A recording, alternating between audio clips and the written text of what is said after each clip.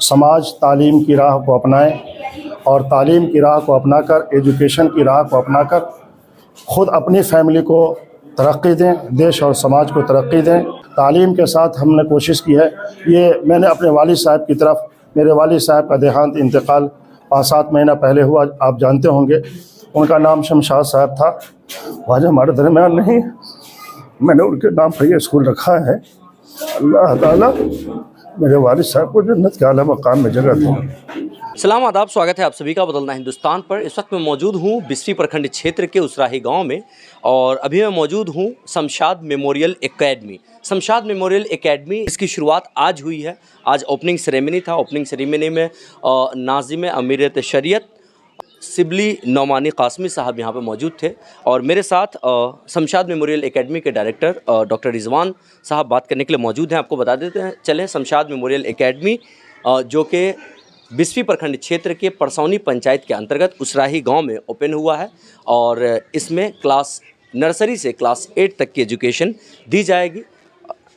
School के director Rizwan साहब हमारे साथ बात करने के लिए मौजूद हैं। इनसे हम बात करेंगे और स्कूल के बारे में ज़्यादा जानकारी लेंगे।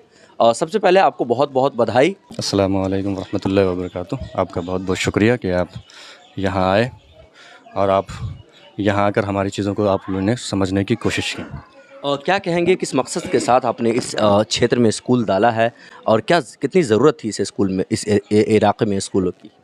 देखिए, जो बिस्फी कॉन्स्टिट्यूंसी हम देख रहे हैं, हमारा इलाका बहुत कदीम इलाका, बहुत पुराना इलाका है। यहाँ पर शुरू से ही इल्मी और सलाहियत एतबार से बहुत पाए कि बुज़ुर्ग लोग रहे हैं, लेकिन हमने ये कुछ सालों में हम लोगों ने ये महसूस किया है कि इस इलाके में बड़े पैमाने पर असरी तालीम के लिए कोई स्टैंडर्ड, अच्छे स्टैंडर्ड वाला, मियारी तालीम देने वाला स्कूल बहुत कम है। इसी कड़ी में हम लोगों ने कोशिश की है कि हम भी चाहते हैं, यह हमारी चाहत है कि हम अपने इलाके में अपने स्कूल के ज़रिए एक मियारी तालीम दें। कितने क्लास से कितने क्लास तक पढ़ाई होना है, क्या फ़ीस स्ट्रक्चर है और किस प्रकार से टीचर्स आपके पास उपलब्ध है, क्योंकि ग्रामीण क्षेत्र में टीचर्स, अच्छे टीचर्स का मिलना भी बहुत मुश्किल हो जाता है। हमारा जो टारगेट है, इस साल हमने सेशन 2025-26 के लिए हमने नर्सरी टू क्लास 8 तक के क्लासेस का हमने नज़्म किया है। हमारे क्लासेस की सबसे अहम खुसूसियत यह है कि हमने हर क्लास को स्मार्ट क्लास बनाया है। आप देखे होंगे कि हर क्लास में CCTV कैमरा मौजूद है, हर क्लास में LCD स्क्रीन मौजूद है, हर क्लास में वो सारी ज़रूरत की सारी चीज़ें मौजूद हैं जो एक बच्चे को बेहतर इन्वायरमेंट में रख कर पढ़ाया जा सकता है। हमने उसके अलावा इस साल हम क्लास नर्सरी से क्लास 8 तक के लिए एडमिशन ले रहे हैं और हमारा ये इरादा है, और अगर आप लोगों की दुआ हमारे साथ शामिल रही तो इंशाअल्लाह आने वाले कुछ सालों में हम इस स्कूल को क्लास 12th के CBSE एफिलिएशन के साथ इस स्कूल को हम मुकम्मल करना चाहते हैं। फ़ीस स्ट्रक्चर और ट्रांसपोर्ट वगैरह की क्या सुविधा है? फ़ीस स्ट्रक्चर बहुत नॉमिनल है। हम लोग सब सारे लोग जानते हैं कि ये एक बैकवर्ड इलाका है।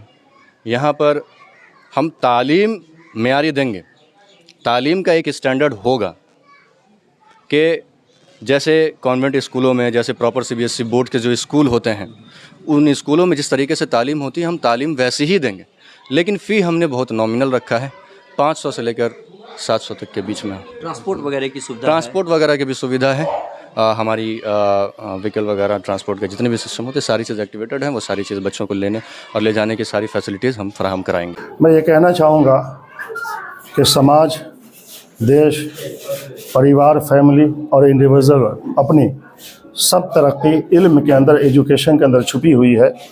समाज तालीम की राह को अपनाए और तालीम की राह को अपनाकर, एजुकेशन की राह को अपनाकर ख़ुद अपनी फैमिली को तरक्की दें, देश और समाज को तरक्की दें। अच्छा अखलाक, अच्छी तरबियत, आपस में मोहब्बत का माहौल पैदा करें। तालीम के साथ हमने कोशिश की है। ये मैंने अपने वालिद साहब की तरफ, मेरे वालिद साहब का देहांत इंतकाल 5-7 महीना पहले हुआ, आप जानते होंगे। उनका नाम शमशाद साहब था। आज हमारे दरमियान नहीं, मैंने उनके नाम पर यह स्कूल रखा है। अल्लाह ताला मेरे वालिद साहब को जन्नत के आला मकाम में जगह दे। उनकी दुआ की बरकत से मैं यहाँ पहुँचा हूँ। मैं समाज के तमाम लोगों को ये भी कहना चाहता हूँ कि अपने बाप की इज़्ज़त करें, अपनी माँ की इज़्ज़त करें। बाप माँ की इज़्ज़त से इंसान आगे बढ़ता है और समाज इज़्ज़त करने वाला एक दूसरे का हो।